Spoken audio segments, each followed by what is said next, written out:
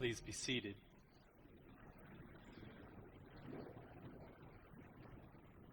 Well, I want to start by saying something to you, and that is that I believe in you. I believe in you because you showed up today. Now, I know I had to show up today, but you didn't have to show up. I know what would happen in that phone call if I didn't show up and be like, Daniel, we had to do everything, and we had to break the glass on that emergency sermon, and we're passing the phone to the board chair. But you didn't have to show up. I mean, if you don't show up, I might call you and say, you know, the God of many names forgives you and we'll see you in Universalist heaven. We don't have that threat of hell over you. Somebody told me, she was a member here for about 50 years. She said, well, the minister, Robert Rabel, in the 50s told me I didn't have to come to church, so I didn't. That's not what I'm saying to you. I'm saying you didn't have to show up. I know that guy in the back is like, you see, I told you we don't have to go. But you did. You made a choice to come. And that choice comes out of maybe a desire to do something important, to be in an important space, in a quiet space. In the midst of all the noise that we're hearing in the world, we clear this space to do something sacred, to see each other, to make meaning in our lives, to think about what's important to us. And today, whether you knew it or not, we are remembering the dead, which is even harder for some of you. Those of you who knew you were coming to do that know that it is hard, and I know some of you. And I know that some of you came here and placed the picture up here of someone you love who committed suicide. And I know somebody came here and placed a picture of a child of theirs who died too soon.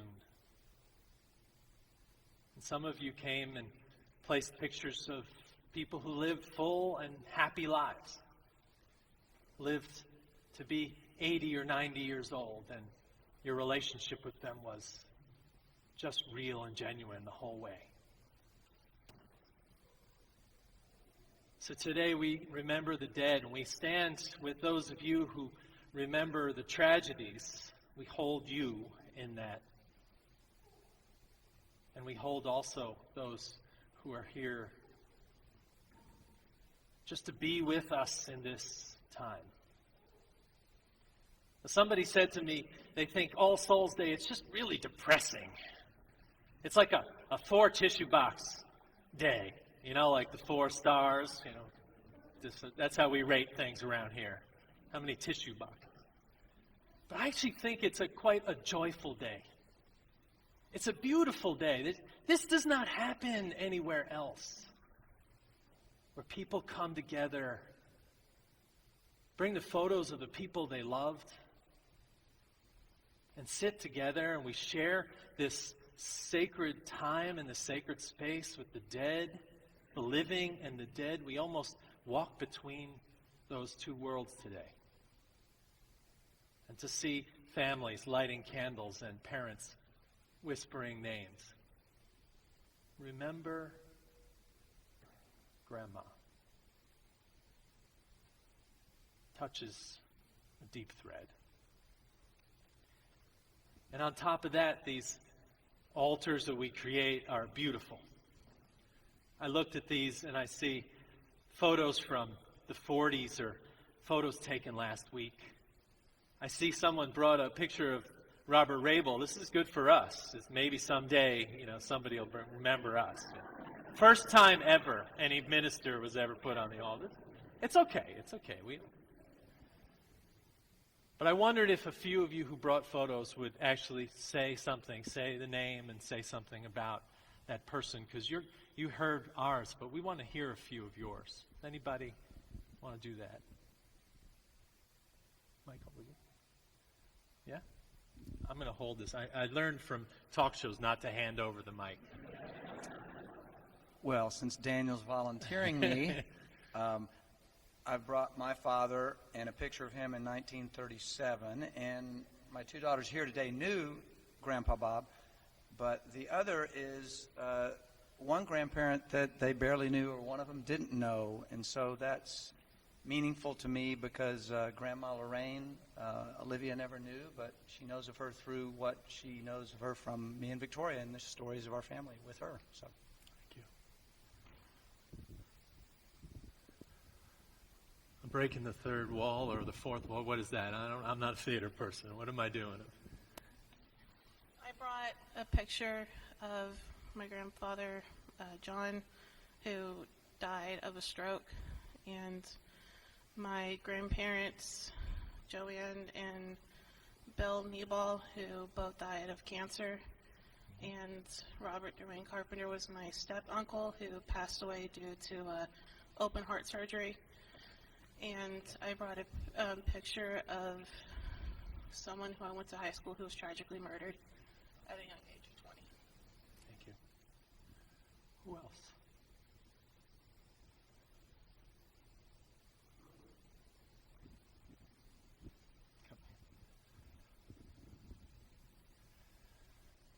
This is my wife, and I know not to hand her the microphone. So I brought many photos of my grandmothers, but the person that makes me the saddest to have up here is a photo of my best childhood friend named Lila. And when we were younger, we were so close that people always thought we were twins, and she knew me very, very well. Is there one more? Oh, you're going to make me come all the way to the back, are you? That's for you, I will do this. Yes.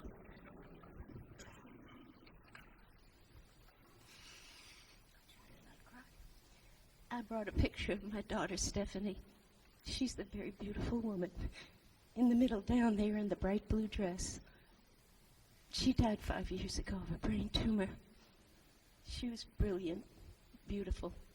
Graduated the top of her class from Emory Law School. She had the head of a lawyer. She had the heart of a poet. She was kind, gentle, and we still grieve terribly. Thank you. Thank you. I brought a picture of my grandmother. It's not the best picture I had, but I know better than to yell out from the garage, "Honey, where are the pictures?" So I found this one. It's of my grandmother and her sister. My grandmother was born in 1916, and she grew up in Brooklyn in a house that was with a mother who was Danish and a father who was Italian. He was the immigrant who was a boat jumper. He hid in a ship because his family wanted to make him into a priest. And he came to New York.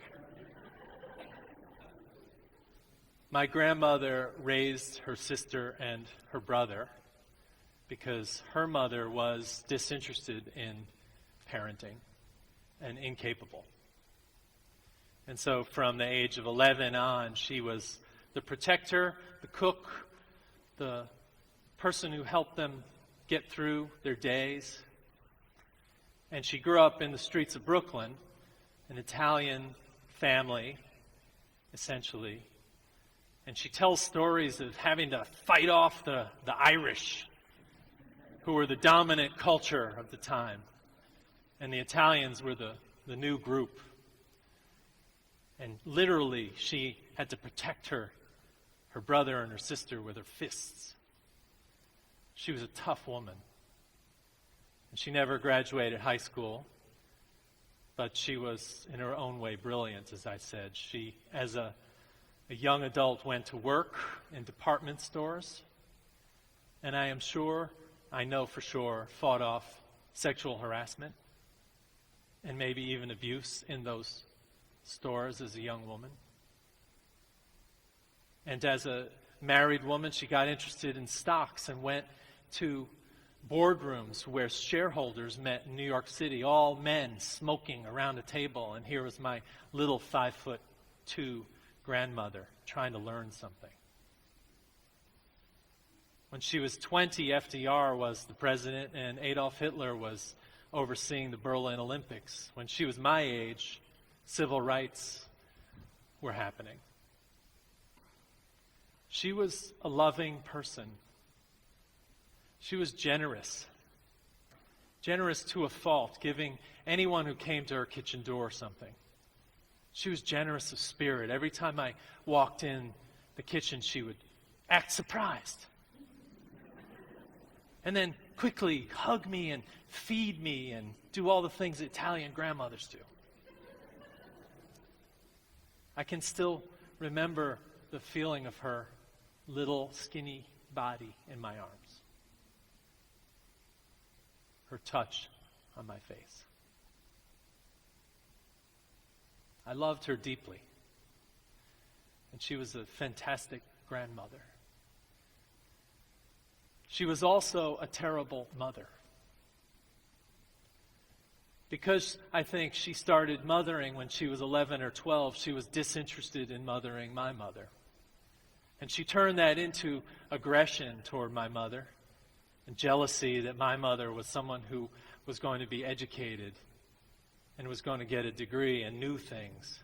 And she held it against her. She was deeply flawed in that way and others. She was also racist. When my black friend Raj would come over, she kind of made a space for him, but kind of reluctantly. She was anti-Semitic. She believed Jews were just different, and I think that's why my mother married a Jewish man.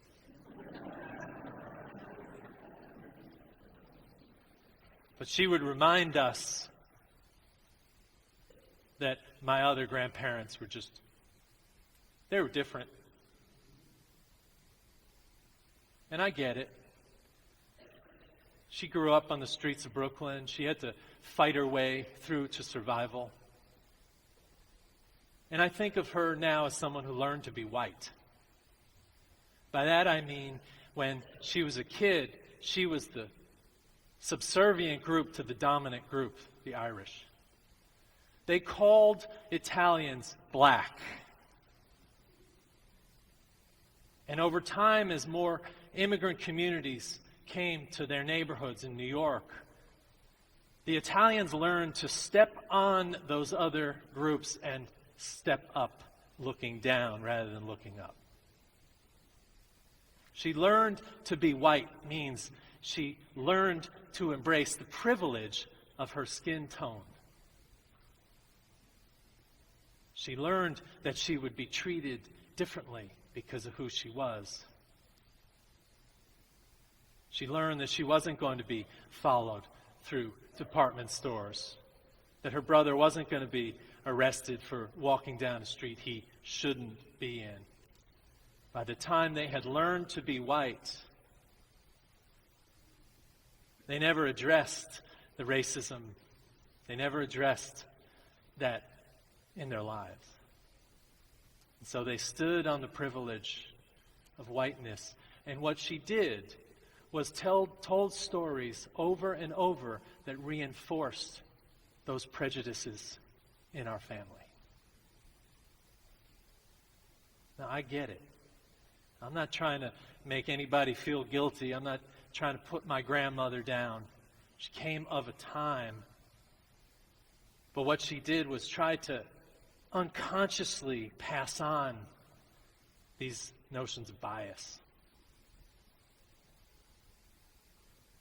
You see, this isn't about my grandmother. Today, I think we're doing two things. One is, as we honor these dead, whether you brought a picture here or it's just the person is in your mind, in your heart, we're honoring them. We're doing two things. The first thing is we're trying to take all the goodness from those people that we loved and replicate them in our lives. And we're trying to correct those things that we want to correct about those loved ones in our lives. That's the first thing. I know it sounded like two things. The second thing is we remember the dead, so we practice encountering death. So we cease to fear it. We try in our own spiritual way to be released from the fear of death. And Carl Jung said it well, and I turned to those who were wise. I read Jung, and I opened the red book in the library to this page. He said, one needs death to be able to harvest the fruit. Without death, life would be meaningless. I think he means that the finality of death should not have its grips on us in fear, but should have us grip eternity and joy. For Jung, the sooner we accepted death, our own and others, and neither feared it nor resisted it, the sooner our trees greened. I love that line in the piece Aaron read. Death feels like we're sitting in a frosted vineyard, but then we realize the grape is sweet. And Khalil Gibran, that famous writer of the book, The Prophet, a book that's used so often in weddings, wrote also on death. Appropriately, the chapter on death follows the one on religion and precedes the one called The Farewell. I have my grandmother's copy of this book, and she wrote all throughout it, but not in that chapter. I think she feared death. Gibran writes, what is it to die but to stand naked in the wind and to melt into the sun? What is it to cease breathing but to free the breath from its restless tides, that it may rise and expand and seek God unencumbered? I don't think he's encouraging us to lean into our own deaths. He is saying it is nothing to fear. That to give up our fear of death is to be transformed. To move from a chain of worry to an enjoyment of the small moments in life. And I think that's what we practice. We practice taking the good from those we loved, trying to make a corrective, and being honest about those whom we loved. And we move into a spirit that embraces this reality. My retired colleague Richard Gilbert wrote, we belong to the great community of all souls, a long procession of humanity stretching back into time beyond our comprehension, sharing life with us in this time and space. We are privileged to be part of humanity. We have marveled at the miracle of birth. We have found meaning in the midst of life. And we enjoy those who stand humbly before the mystery of death. We are servants of life, he says, and wish to be counted among those who will work for justice, love, and compassion. I love the words he uses when he says we are part of this communion of all souls. We belong. We stand humbly. We stand to be counted. And that's what we do here each year on this day. We collectively mourn and we rejoice. In a world that includes our lives and theirs. And we invite you to tread lightly on the human path of life and death, to see gain and loss and love and loneliness and despair and hope, and see each other here. To see a community of all souls, those sitting here and those up here on the chancel staring back at you. Friends and family, companions on this journey. And we come here to hold one another in this fragile experiment of life. And so to deepen our practice, I ask you to join me in what I call a ritual of remembrance. It is a time to bless those who mourn today, those whose memories are fresh with the faces of the dead. And so bear with me. I want to invite you who are mourning a death of someone who died in the last 12 months. I want to invite you, if you are willing and able, to stand and be seen by us, those who are mourning a death in the last 12 months.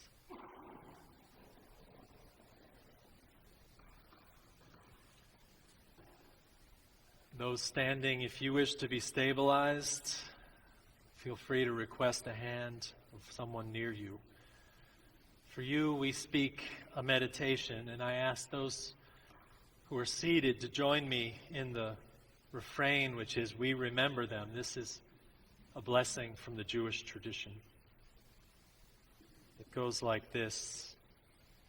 In the rising of the sun and in its going down, we remember them. In the blowing of the wind and the chill of winter, we remember them. In the opening buds and in the rebirth of spring, we remember them. In the blueness of the sky and in the warmth of summer, we remember them. In the rustling of the leaves and in the beauty of autumn, we remember them. When we are weary and in need of strength, we remember them. When we have joys we yearn to share, we remember them. So long as we live, they too shall live, for they are now part of us as we remember them. Mourners, we are your ballast if you will let us be. We are here for you. We acknowledge you. You may be seated. And on this day, we also name the members of this church who have died since All Souls Day last year. We present their pictures on the screens, maybe only one screen. They are Doe Allen, Bob Bailey, Marion Golston, Tana Goodwin, Hugh Latimer, Dr. Alice Link, Carlton McClarty, Melissa Rice, Ward Shine, Carol Spino, Michael Templin, Jim Tharp, Pat Tharp, and Terry Weiser. I invite you all now to speak aloud names of those who you remember today, whether you brought a photo or not into this sanctuary. Will you say their names and speak them into this congregation?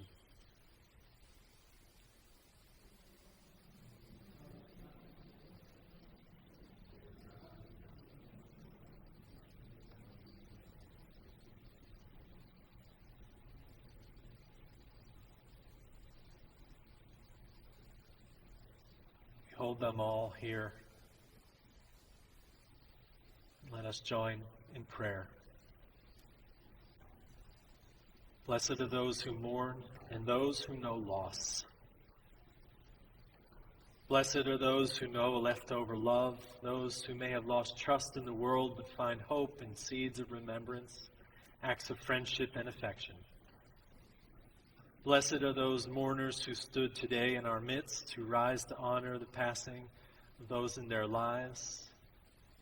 Blessed are those of this community who can hold so much. Blessed are those who do not fear what we all must relinquish, but rejoice in life and its blessings. And let the people say, Amen.